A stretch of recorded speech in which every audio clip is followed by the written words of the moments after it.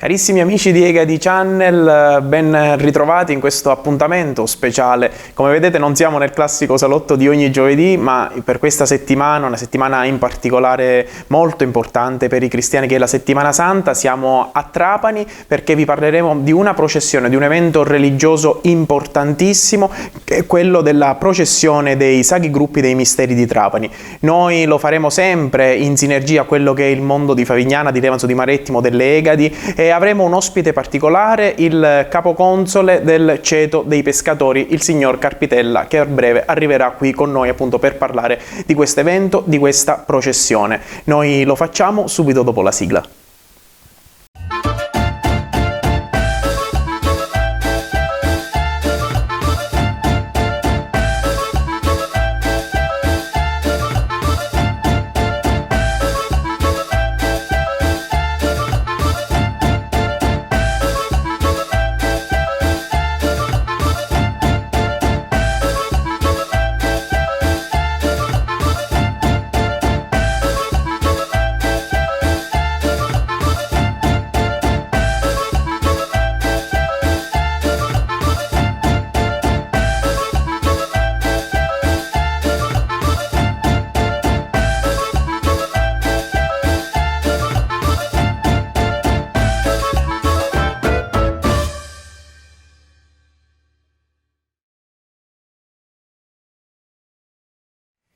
Carissimi amici, ben ritrovati, eccoci qua, siamo rientrati dopo la sigla. Come vi dicevo non siamo nel classico salotto, ma ci siamo a Trapani nella sede del Ceto dei Pescatori e siamo in compagnia del capoconsole, il signor Carpitella, che ci ha ospitato questa sera per raccontare un pochettino la storia di questo gruppo e poi del mondo dei misteri. Intanto come sta? Ben trovato e grazie per averci accolto. Grazie a voi, diciamo bene. Come si va a Trapani in questo periodo? Trapani in questo periodo, specialmente il popolo dei misteri, è sofferente. Voi capite che a noi ci manca la cosa più grande, più bella che abbiamo a Trapani, e noi che normalmente facciamo parte integrante di questa processione siamo veramente giù di morale, giù perché è una cosa che noi sentiamo. Noi viviamo il popolo dei misteri, l'anno lo vive da una processione all'altra, non dal 31 dicembre, ma da quando entra a quando riesce. Quindi per noi quest'anno, come l'anno scorso, siamo veramente menomati, dispiaciuti, troppo. No, forza maggiore non dipende da noi. Partiamo e riproviamo a fare un viaggio, anche se digitale, di quello che è il mondo dei misteri. Proviamo a fare un excursus storico di quello che è il Ceto dei Pescatori. Cosa si ricorda lei? Ha qualche memoria, ecco?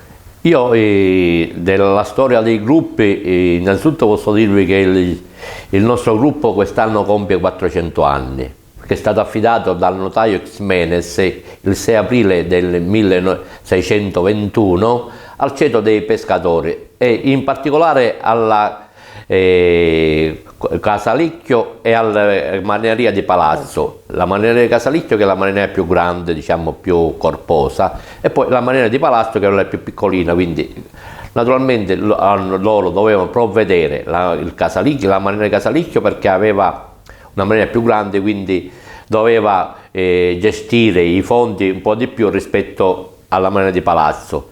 Nel tempo sono volute delle diatribe tra di loro, perché il gruppo era stazionato nella chiesa della Marineria del Palazzo, nella chiesa di Santa Lucia. E un caso è che di notte quelli del Casalicchio, essendo che loro uscivano economicamente molto di più del Palazzo, sono presi questo gruppo e se lo sono portati nella loro chiesa, nella zona di San Pietro, diciamo. Quella era la zona del Casalicchio, diciamo.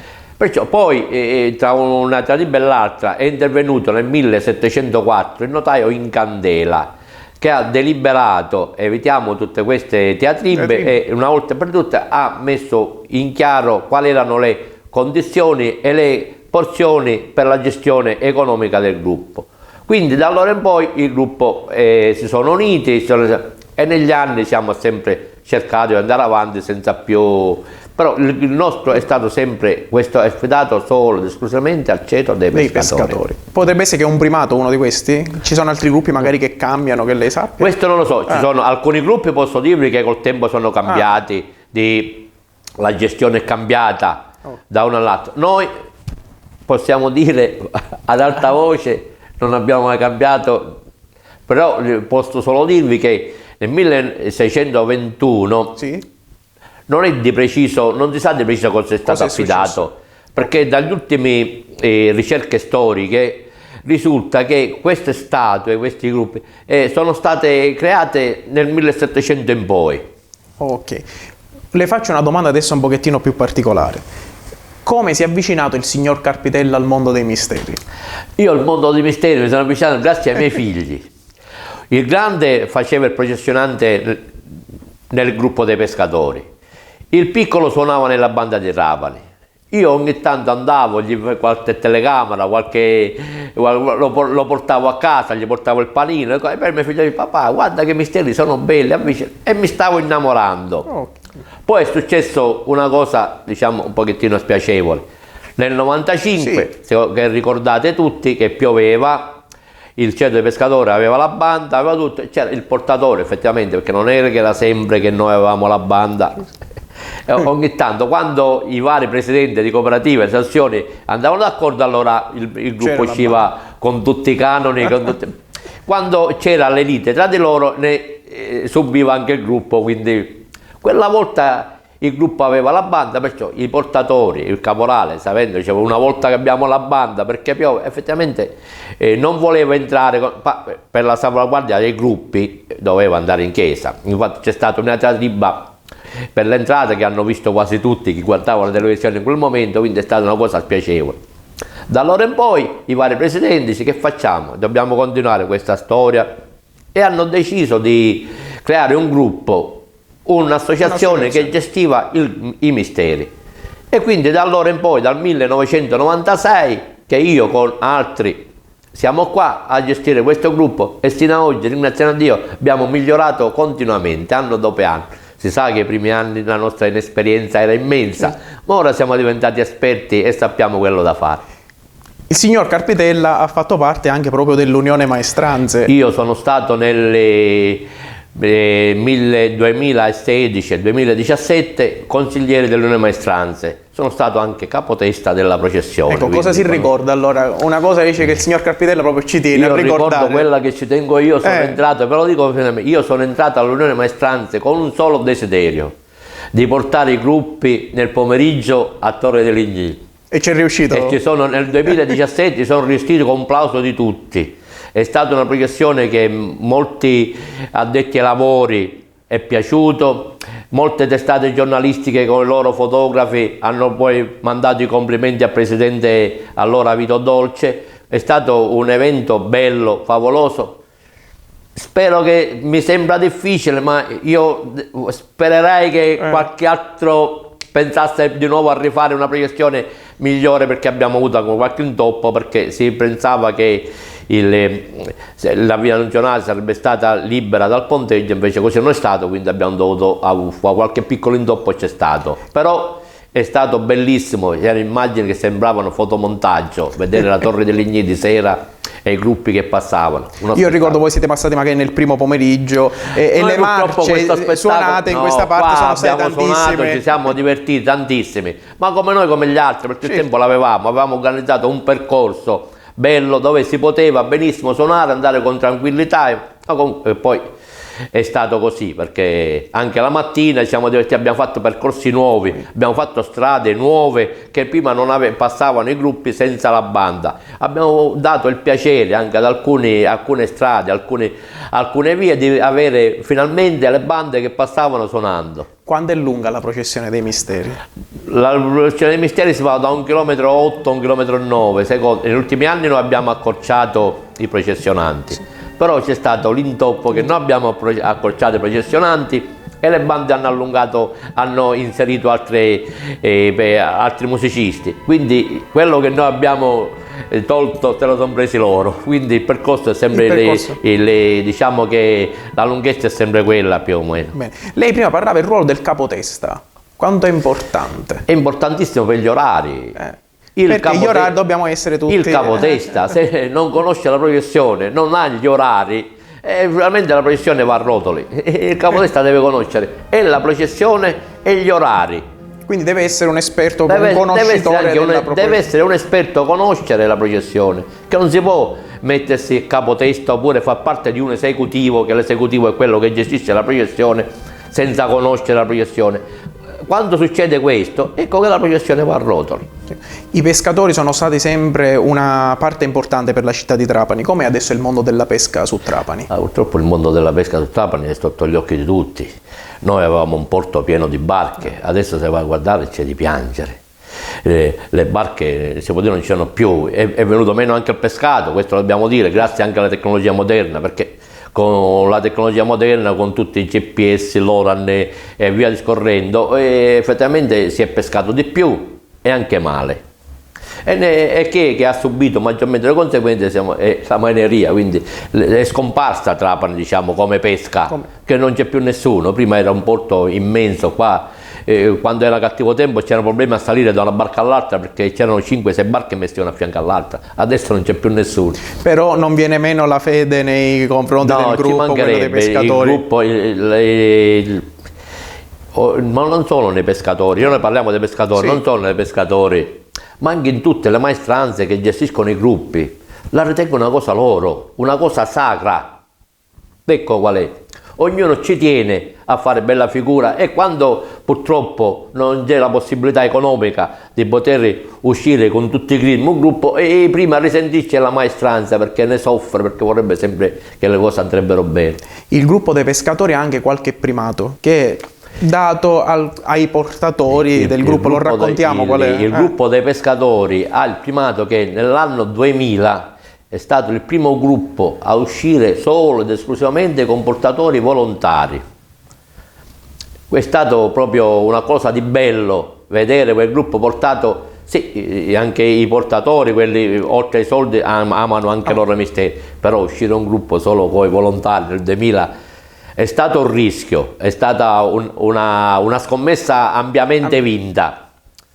Quella la posso dire perché abbiamo vinto, adesso siamo un gruppo numerosissimo, quindi ormai è una famiglia, possiamo definirlo no, ma così. noi viviamo assieme ai ragazzi, non è che noi, il centro dei pescatori, vive i misteri quel giorno, noi tutto l'anno, qua la sede aperta è sempre viva, abitata. Ci siamo sempre in contatto, d'estate quando vengono i ragazzi, abbiamo molti ragazzi che sono fuori, sì, e andiamo a cena assieme, si lavora e si sta assieme proprio come amici, non come collaboratori o come portatori. Ma entriamo nella settimana santa, cosa succede all'interno di questi locali? È sempre aperto, c'è chi lavora di notte, immagino. Qua, la settimana santa ci sono le nostre, oltre noi uomini che facciamo il lavoro, quella di preparazione, abbiamo anche le nostre donne, che sono quelli che la settimana santa sono il clou diciamo, della preparazione. Qua c'è di cucire, di preparare, di stirare, di lucidare, fanno tutto loro. E poi l'emozione del sabato santo qual è alla fine della processione? L'emozione, sai qual è? Alla fine della processione è un'emozione indescrivibile. Indescrivibile, te lo dico perché anche chi ritiene di essere un duro, qualche lacrima gli scappa pure a loro. Io mi auguro che forse la prossima processione per noi sarà durissima. Dopo 2 anni di fermo. Nonno, oltre che per 2 anni di fermo, noi abbiamo avuto una mancanza per noi enorme.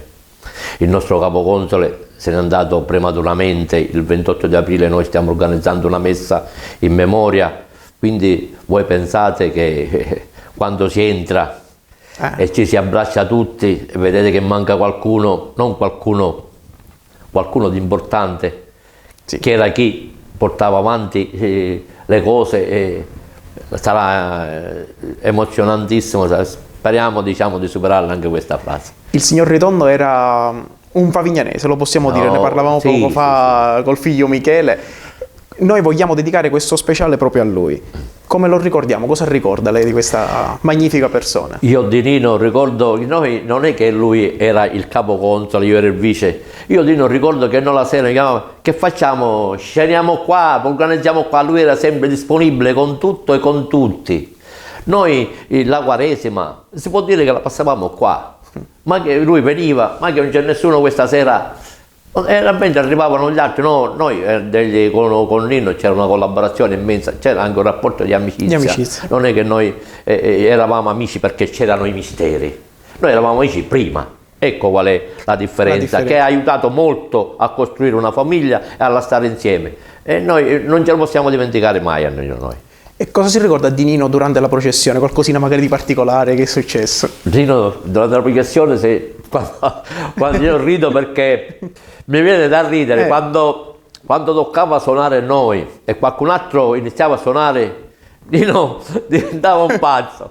Ha suonato, toccava suonare a noi, perché effettivamente ci sono i turni. Sì. Non so se voi lo sapete, ma in processione ce lo spieghi così lo raccontiamo anche a chi ci segue. Ci sono i turni, suona il primo, il terzo, il quinto, il settimo, poi suona il secondo, il quarto, ogni tanto qualche gruppo, a volte lo facevamo pure noi, lo dico sinceramente, che aveva qualche negozio, qualche uno a fianco, che gli aveva dato un contributo, anche se non gli spettava iniziava a suonare, perciò stiamo suonando, a noi toccava. No, sono cose che io ricordo di Nino, ragazzi, c'era una parte di processione che magari gli piaceva di più, gli toccava di più, a Nino sì, secondo Nino lei? era come me. Nino era innamorato dei stendardi. Noi, se vedete, abbiamo i stendardisti nostri, sì. Ne abbiamo 8, a volte 7, perché manca qualcuna che è fuori al lavoro. Lui era innamorato di questi stendardisti. Ritornando un pochettino ai ricordi del mondo della processione, c'è qualcosa che si ricorda lei che è successo magari durante una processione che vuole condividere adesso? Io durante una processione, noi abbiamo molti ragazzi, io ricordo anche un pochettino amaro, diciamo, che c'era un ragazzo qua con noi che è morto anche prematuramente per un tumore. Siamo passati la via Corso Vittorio Emanuele e mi ricordo al bar del Cappellaio Matto ci hanno fermati e i ragazzi che erano a scuola con questo ragazzo che era qui, che faceva il portatore volontario, Messina si chiamava questo ragazzo, ci hanno fatto fermare e hanno messo al braccio di Gesù un braccialetto in ricordo proprio di questo ragazzo.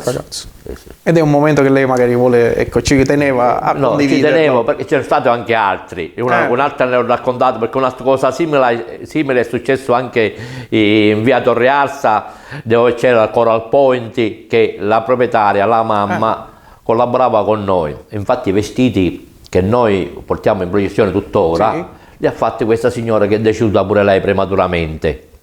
Quindi per ricordare la nonna, perché poi la nipote ci ha fermato e ci ha regalato sempre a Gesù un bracciale in corallo, quindi l'ha messo per strada. Sono ricordi, perché io ricordo questo? Perché nei nostri gruppi, io ricordo per esempio nel popolo, nella Madonna, succede che c'è molto più affetto della popolazione, ma a noi non è mai successo, chi deve dare la dava prima, lo portavamo noi, invece proprio l'hanno voluto proprio dare prestata, ecco, tu te lo ricordi perché è una cosa che è bella, che è successa. Quei segni che rimangono. I segni che rimangono in memoria della nonna, che la nonna era la nostra, che lavorava pure lei come mia moglie, come sua madre, come tanti altri. Abbiamo tante signore disponibili che lavorano, lavano i vestiti, puliscono per terra, fanno di tutto qua. Noi cerchiamo sempre di economizzare tutto, perché effettivamente le nostre risorse non sono tante. Ecco qual è il problema. Di cosa vive un ceto? Di risorse tipo offerte, donazioni? Il ceto vive di offerte e di donazioni.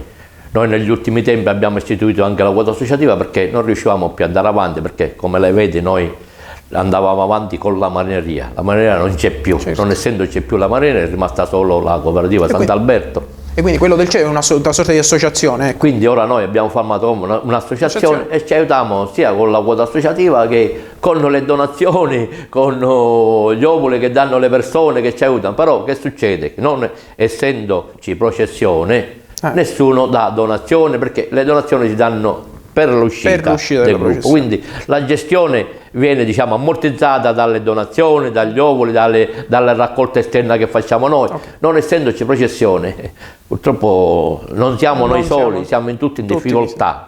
Ecco qual è la realtà. E abbiamo istituito la quota associativa proprio per questo, per vedere, cercare di andare avanti, perché come sapete tutti, non essendoci processione, anche il comune non dà niente, perché le dà solo in funzione dell'evento religioso. Nino era il nesso con il signor Ritondo, con Favignana e le isole, ma c'è anche un forte legame con la banda, dico bene? Sì, un forte legame. Lei cosa vuole dire sulla banda di Favignana? Io sulla banda di Favignana l'ho detto in un vostro, voi dovreste avere un video che io ho fatto. Lo ricordiamo, che noi nel 1998 avevamo la banda di Trapani. dopo con diverse discussioni non siamo riusciti a metterci d'accordo. E ricordo quell'anno che il ceto dei barbieri, il discorso che si diceva economicamente, non va bene, noi quest'anno, parlando con il capoconsole, il signor Mario Galuppo, dice noi quest'anno non possiamo fare la banda. Lui, sapendo che noi cercavamo una banda, dice Nino, guarda, prenditi la banda di Favignana, ti dico che sono, non mi ha detto lui a livello musicale, sono bravi ragazzi. A me mi ha convinto già solo questa parola, perché uno prima deve stare con le persone per bene, con i bravi ragazzi, e si crea, perché il nostro cosa è creare amicizia, non rapporto di lavoro, io ti pago, tu fai. Qua non c'è mai stato, lo posso dire apertamente, non abbiamo mai parlato con soldi di Favignana, ha un accordo che ormai risale dal 99. Questo signor Mario Galuppo prende, e da allora siamo cresciuti insieme, anche noi eravamo inesperti in quel periodo. Loro sono cresciuti, adesso siamo un connubio indissolubile, siamo un tutt'uno, c'è un accordo bello, non siamo band, siamo amici, fanno parte del ceto, la banda di Favignano fa parte del ceto dei pescatori. Ormai è un cresciuto il siamo ceto, cresciuti assieme. ma anche ecco, la banda ha degli ottimi risultati. Io ti posso dire che la banda di Favignana è una delle bande che è pure ricercata, è una delle bande più che si è fatta veramente onore negli anni. Ma c'è qualche ceto che la cerca? Dice, magari vediamo, cerchiamo di togliercela. Io adesso credo non più, perché ormai hanno capito che il nostro non è un rapporto economico. Ecco qual è. La cosa che è bella, che ormai hanno capito tutti, che il rapporto tra ceto pescatori e bande Favignana non è un rapporto economico, è un rapporto di amicizia, di collaborazione, di stima e di fiducia. Qualche anno fa c'è stato qualcheduno che ha tentato, però non è riuscito, perché ha subito avuto, dice, guarda, noi non siamo come pescatori per i soldi. E quindi già è chiuso il discorso economico. Questo supera tutti gli ostacoli. Perché effettivamente nei misteri purtroppo ci sono gruppi che ti pago, e naturalmente trovano anche le bande che quello mi dà di più, me ne vado. Qua non c'è stato, anche se gli davano di più, qualche cosa, no, un po' di più. Però non hanno ceduto. Il rapporto è andato oltre. Il rapporto umano di amicizia è andato oltre al rapporto economico. Questa è una cosa che io ho sempre tenuto, io come pure suo padre, come tutti. Noi qua il rapporto economico lo mettiamo in secondo piano, cosa che non tutti fanno. C'è un momento bello della banda, che è quello delle prime marce proprio all'alba. E lei prima mi ricordava un evento molto importante, che è quello dell'Unione, dove la musica... Quello che succede la mattina, Largo delle Ninfe, con la banda di Favignana, è uno spettacolo da pubblicizzare. Io dico questo perché vorrei che l'Unione Maestranze facesse come pubblicità, come un simbolo di pubblicità dell'unione, dell'amicizia, della collaborazione, dell'amore per i misteri, la lezione che ci danno i musicisti la mattina. Cosa succede? Che si uniscono tutte le bande, molti componenti delle altre bande, che si arriva a un punto che siamo anche più di 150 musicisti che suonano la mattina qua, la famosa marcia in memoria dei vecchi musicanti, scritta dal nostro maestro Silvio, piace a tutti. La mattina è uno spettacolo, qualcosa di bello vedere un'immensità di musicisti che non finiscono mai. Noi passiamo di qua e finiamo di suonare nella nostra sede e vediamo che ancora c'è un'immensa banda che suona, perché tutti questo è qualcosa di bello che purtroppo in qualche altra associazione non c'è. Io non voglio fare nome. Non voglio fare nomi. Noi ci fermiamo un minutino e guardiamo le immagini proprio di questo momento dove la banda e gli altri musicisti si uniscono insieme. Ok.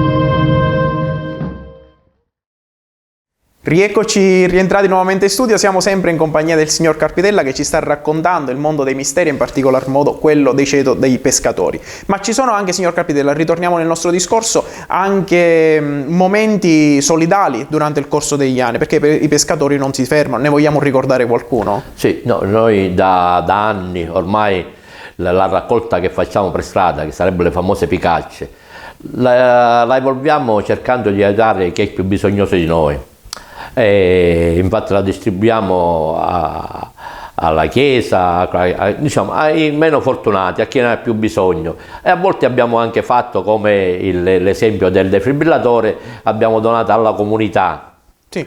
E abbiamo questo che poi, come voi sapete tutti, è stato anche rubato, che poi grazie agli amici dell'Addolorata, grazie anche a Manuele Barbara e alla ditta di Palermo che lavora al campo medico, che siamo riusciti a rimettere il defibrillatore dove era, uno più nuovo, più tecnologico, molto più avanzato, quindi ancora meglio. Però noi, da anni, noi ci prefissiamo diciamo, delle mete. Sì. Dice, quest'anno usciamo e Picaccio dobbiamo fare questo. A volte capita, come il caso del defibrillatore, non riusciamo con la raccolta e allora i ragazzi aiutano tutti mettendo le mani in tasca a riuscire a arrivare proprio allo scopo di cui ci siamo prefissati. Noi proprio da anni che diamo sempre a chi ne ha veramente di bisogno. Infatti c'è una cooperativa Voglia di Vivere che spesso e volentieri collabora con noi, viene anche in processione con noi. Negli ultimi anni abbiamo aiutato anche loro. Bene. E in occasione, quando è arrivato poi il defibrillatore, c'è stato un concerto organizzato nella chiesa delle Anime Sante del Purgatorio con la banda di Favignana. Sì, noi l'abbiamo nominato il concerto di Capodanno, perché l'abbiamo fatto il 30 di dicembre, proprio in collaborazione con la banda fa un concerto che vi dico un successone enorme, che molta gente dopo che è finito negli ultimi anni dice, ma quest'anno lo fate il concerto, è stato spettacolare, che effettivamente è stato un concerto bellissimo. In quell'occasione abbiamo donato il defibrillatore, abbiamo dato qualche ricordo a chi naturalmente collabora con noi, perché non bisogna mai dimenticarsi degli amici. Di chi aiuta, che collaborano. Altri legami col mondo di Favignana è quello anche legato all'amministrazione comunale, sì. Mi sembra che segue anche parte... Da un bel po' di tempo il comune di Favignana ci collabora economicamente, contribuendo a pagare parte dell'addobbo del gruppo, sia con il sindaco Antinoro che con Pagotto. Bene, che seguivano anche la processione. Che seguivano la processione, proprio oltre a seguire la processione, noi facevamo poi anche una cerimonia di ringraziamento. Sì. Per ringraziare chi ha collaborato con noi, e il sindaco spesso e volentieri era presente, collaborava e vedevo che anche lui era entusiasta di queste cose, quindi non è che lo faceva proprio per farlo, lo faceva perché gli piaceva proprio farlo. Cosa farà quest'anno il signor Carpitella e Venerdì Santo? Il signor Carpitella e Venerdì Santo sarà chiuso il gas. No, il Venerdì Santo abbiamo già programmato, noi scherzavo io, abbiamo già programmato con il rettore della chiesa del Purgatorio alle 14, orario dell'uscita, un momento di preghiera. con i vari gonfaloni, con i gruppi tutti addobbati, con i fiori, gli argenti messi. Alle poi 17:30 ci sarà una Via Crucis in chiesa sempre, che sarà fatta tramite i vari gruppi, la rappresentazione dei vari gruppi. Sì, venerdì abbiamo impegnato, poi purtroppo non possiamo fare più niente perché andiamo in rosso, quindi tutti a casa chiusi. Ma lei l'anno scorso, quando il premier Conte ha detto quest'anno non si fa niente, lei cosa ha pensato subito al mondo dei misteri? Non si fa niente. Si era mai fermata la processione dei misteri prima della pandemia? Solo per la guerra. Solo per la guerra. Quindi... Bene, siamo alle ultime battute finali, stiamo per chiudere questa nostra breve ma intensa chiacchierata. Al momento il gruppo sta avendo un restauro proprio delle sculture vere e proprie. Sì. Che tipo di manutenzione c'è in questo momento? Noi inizialmente il gruppo ci eravamo prefissati, perché non credevamo di trovare quello che abbiamo trovato, una manutenzione straordinaria, che poi purtroppo abbiamo dovuto cambiare il restauro, perché effettivamente il restauratore, visto le condizioni in cui versava qualche statua, dice guarda, quindi grazie anche alla collaborazione con i beni culturali che hanno concesso di cambiare, diciamo, protocollo, quindi adesso noi stiamo facendo un restauro vero e proprio al gruppo. Bene. Perché purtroppo la situazione è questa, noi ci eravamo partiti per una cosa, stiamo arrivando da un'altra, speriamo che tutto vada bene e che il prossimo anno possiamo uscire, io me lo auguro, che possiamo realmente uscire e portare in processione questi benedetti misteri. Bene, ed è con questo augurio che ci ha appena dato il signor Carpitella che io ringrazio tutti gli amici che in questo momento ci hanno seguito, ringrazio anche l'ospite della giornata, il signor appunto Carpitella, che ci ha deliziato con questo excursus sul ceto dei pescatori. Vi ricordo che Egadi Channel è un canale YouTube e le pagine dedicate sia su Facebook, su Instagram, potete cercarle tranquillamente sui social e lasciare il vostro like. Grazie ancora. Noi ci vediamo con gli altri appuntamenti sia il giovedì che il venerdì santo, sempre in diretta su questo canale. A tutti voi una buona serata e grazie di essere stati con noi.